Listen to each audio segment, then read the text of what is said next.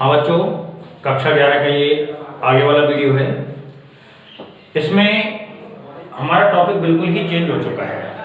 यहाँ तक हमने जो पढ़ा था वो अलग चीज़ें थी और अब जो पढ़ेंगे बिल्कुल ही एक अलग टॉपिक है। अब अगले पढ़ेंगे उपग्रह। उपग्रह क्या होता है और कितने प्रकार से इसको बांटा गया है, ये अपना मेन टॉपिक है। तो उपग्रह क्या है? बेटा, दो वस्तुएं, दो प्रकार के पिंड होते हैं इस दुनिया में। एक पिंड तो वो होते हैं जो सूर्य के चारों ओर चक्कर लगाते हैं। किसके चक्कर लगाते हैं? सूर्य के। तो सूर्य के चारों ओर जो चक्कर लगाता है उस पिंड को, उसमें तीन कंडीशंस का होना जरूरी है।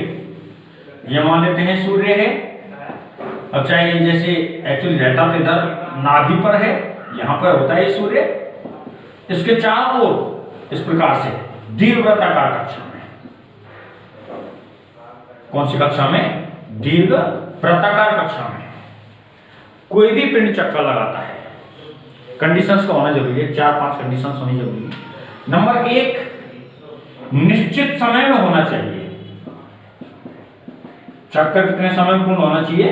निश्चित समय में। जो चक्कर लगा रहा है सूर्य के चारों ओर कोई भी पिंड, वो ग्रह कहलाएगा। उपग्रह पे 1 मिनट बाद में होगा। ग्रह कहलाएगा कब? जब वो चक्कर जो लगा रहा है वो निश्चित समय में चक्कर लगाए। क्योंकि उपग्रह और ग्रह में एक शब्द का अंतर करूंगा बस, तो आप ग्रह को भी समझ लें और उपग्रह को भी समझ लें। तो कोई भी पिंड जो सूर्य के चारों ओर एक निश्चित समय में चक्कर लगाता है, पहली कंडीशन। दूसरी, दीर्घवृत्ताकार कक्षा में चक्कर लगाता है। कैसी कक्षा में चक्कर लगाता है? दीर्घवृत्ताकार कक्षा में। तीसरी, उसकी जो क्षेत्रीय चाल है वो नियत होती है। क्षेत्रीय चाल कैसी होती है? नियत होती है। और नंबर 4, उसके आवर्त काल का वर्ग परिक्रमण त्रिज्या के घन के समानुपाती होता है। क्या होता है बेटा? आवर्त काल का वर्ग परिक्रमण त्रिज्या के घन के क्या होता है? समानुपाती। जब मैं किसकी बात कर रहा हूं, ये कंडीशंस तो चाहे उपग्रह हो और चाहे ग्रह हो, दोनों के लिए अप्लाई है। जब मैं ग्रह की बात करूं, किसकी बात करूं? ग्रह की, तो 5वीं कंडीशन है सूर्य के चक्कर लगाना चाहिए। किसके चक्कर होने चाहिए? सूर्य के। और जब उपग्रह की बात करूं, ध्यान से सुनो, 1 सेकंड में पॉइंट घुमा दिया है। जब मैं उपग्रह की बात करूं तो चक्कर सूर्य के नहीं, किसी भी ग्रह के होने चाहिए। समझ में आ गया? उपग्रह या ग्रह क्या होता है? तो उपग्रह से पहले मैं ग्रह को बताऊं तो ग्रह क्या होते हैं, परिभाषा क्या बन जाएगी? वह पिंड जो एक निश्चित समय में सूर्य के चारों ओर चक्कर लगाते हैं, निश्चित समय में। समझ में आ गई बात? वह पिंड जो किसी भी सूर्य के चारों ओर निश्चित समय में चक्कर लगाते हैं, तथा ये जो 3 नियम बताए हैं मैंने, ये ध्यान से देखो, ये तीनों नियम केपलर के हैं। तीनों नियम किसके हैं? ये केपलर के हैं। तो 1 और 5 को जोड़ दिया जाए इन दोनों को, तो ये ग्रह की एक डेफिनेशन बन गई, और इन तीनों को जोड़ दिया जाए तो ये अलग बन गया। ठीक है? तो ये ग्रह के साथ है। तो पहले ग्रह किसको कहेंगे? अपना हेडिंग डालेगा ग्रह या उपग्रह। हेडिंग क्या डालेगा? ग्रह एवं उपग्रह डाल दो। ग्रह एवं उपग्रह, ये तो टॉपिक हो गया। अब ग्रह या उपग्रह में ग्रह किसको कहेंगे? उपग्रह पे मारो, ग्रह उपग्रह मैंने हेडिंग हो गया, उसमें ग्रह किसको कहेंगे? वे पिंड जो सूर्य के चारों ओर निश्चित समय में चक्कर लगाते हैं। लिख लेना इस परिभाषा को। अब जो लिखना है वही बता रहा हूं। हेडिंग हो गया ग्रह एवं उपग्रह, उसमें क्या लिखना है? वे पिंड जो सूर्य के चारों ओर निश्चित समय में चक्कर लगाते हैं तथा चक्कर लगाते हुए केपलर के नियमों का पालन करते हैं। चक्कर लगाते हुए किसके नियम का पालन करते हैं? केपलर के नियमों का पालन करते हैं। क्या कहलाते हैं? ग्रह। इस पॉइंट पर ये क्या कहलाएंगे बेटा? ग्रह। क्यों? ये जो 3 पॉइंट अपन लिखे हैं, दीर्घवृत्ताकार कक्षा होनी चाहिए, क्षेत्रीय चाल नियत होनी चाहिए और आवर्त काल का वर्ग परिक्रमण त्रिज्या के घन के समानुपाती होनी चाहिए। ये नियम किसके हैं बेटा? केपलर के। ये नियम किसके हैं? केपलर के। तो केपलर के नियमों का पालन करना चाहिए। तो ये तो क्या हो गया? ग्रह। अब मैं उपग्रह की बात करूं, किसकी बात करूं?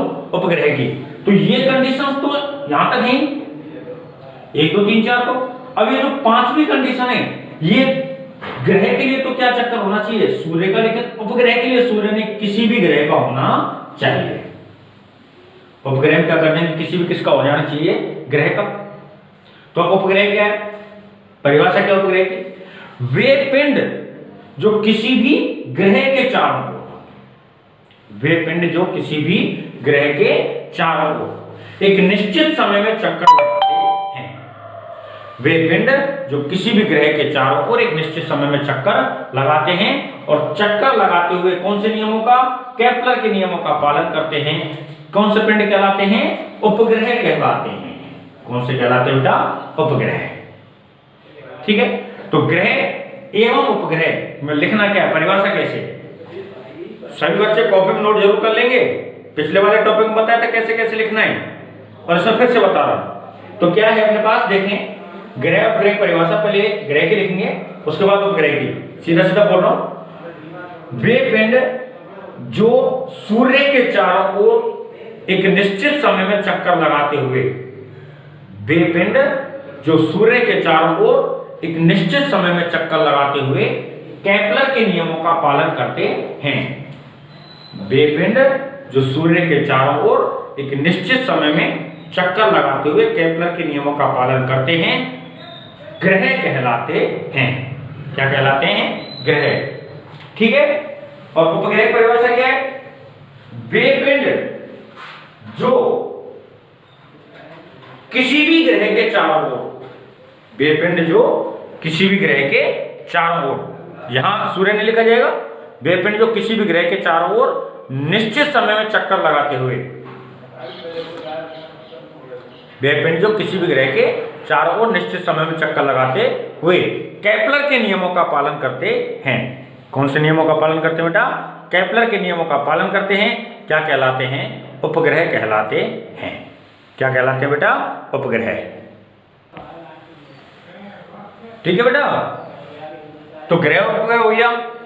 अब आगे अपने सिलेबस में चलते हैं, वो है उपग्रह के प्रकार। हेडिंग कौन सा हो जाएगा? उपग्रह के प्रकार। तो देखिए बेटा, उपग्रह को 2 भागों में बांटा जाता है। उपग्रह 2 प्रकार के होते हैं या 2 प्रकार के पाए जाते हैं।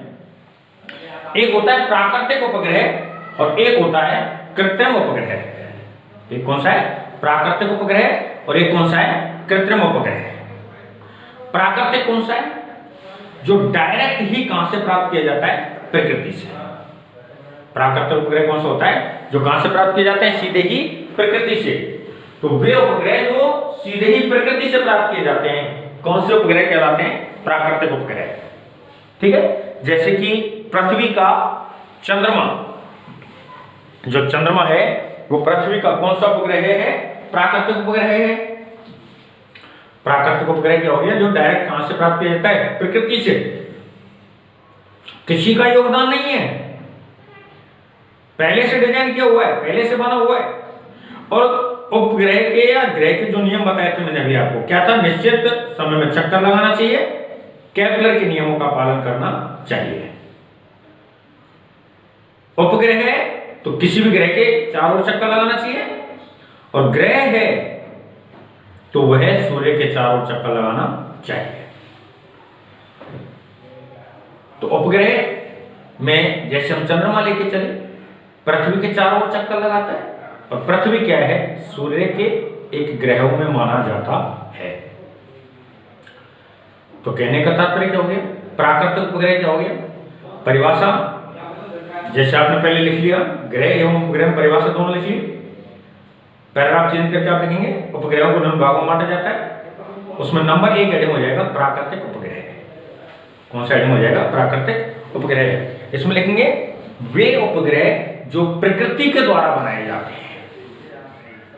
वे उपग्रह जो किसके द्वारा बनाए जाते हैं? प्रकृति के द्वारा बनाए जाते हैं। कौन से उपग्रह कहलाते हैं? प्राकृतिक उपग्रह।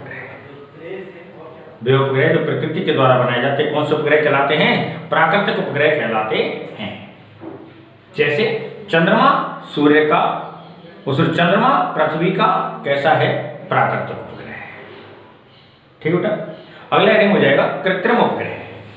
कौन सा हो जाएगा? कृत्रिम उपग्रह। अब नाम ही कृत्रिम है तो सब जानते हैं। मानव निर्मित, और मानव में एक शब्द और जोड़ दें तो ज्यादा उचित रहेगा, मानव एवं मशीनों के द्वारा निर्मित। आपने पिक्चर देखी रोबोट, थोड़ा सा एग्जांपल लेना चाह रहा हूं। तो पहला जो उसमें चिंटी रोबोट बनाया जाता है, उस चिंटी रोबोट को तो मानव ने बनाया है, मानव निर्मित है। लेकिन उसी मूवी में आप बाद में देखो वो चिंटी रोबोट खुद रोबोट डिजाइन करने लग गया। यानी कि अब जो बाद में रोबोट्स बनाए जा रहे हैं उनको मानव बना रहा है या मशीन बना रही है? मशीन बना रही है, रोबोट बना रहा है। तो कहने का मेरा तात्पर्य यह है कि मानव के द्वारा बनाया जाए या मशीन के द्वारा बनाया जाए। कुछ उपग्रह ऐसे होते हैं जो मानव या मशीन के द्वारा बनाए जाते हैं और उनको अंतरिक्ष में कहीं व्यवस्थित किया जाता है उपग्रह के नियमों का पालन कराते हुए। नियमों का पालन कराते हुए तात्पर्य क्या? निश्चित समय में चक्कर लगाना चाहिए, ग्रह के चक्कर लगाने चाहिए और केपलर के नियमों का पालन करना चाहिए। तो ऐसे उपग्रह कौन से कहलाएंगे? कृत्रिम उपग्रह।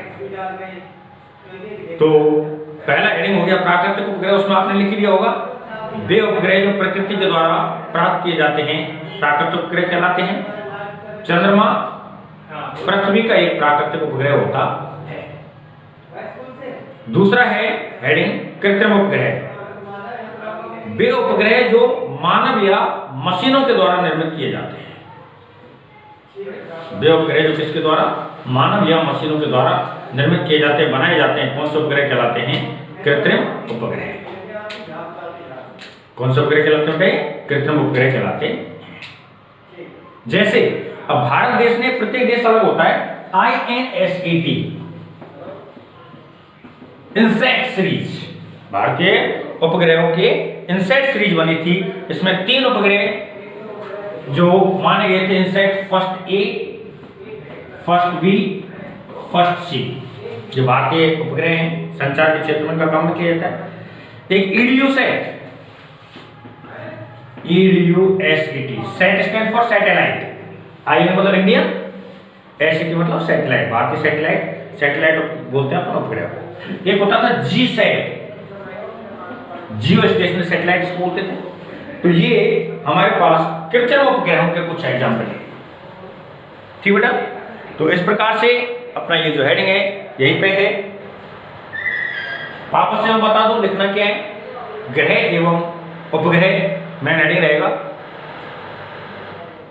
तो इसमें लिखना है वे पिंड जो एक निश्चित समय में सूर्य के चारों ओर चक्कर लगाते हैं तथा चक्कर लगाते हुए केपलर के नियमों का पालन करते हैं, ग्रह कहलाते हैं। पैराग्राफ चेंज करेंगे।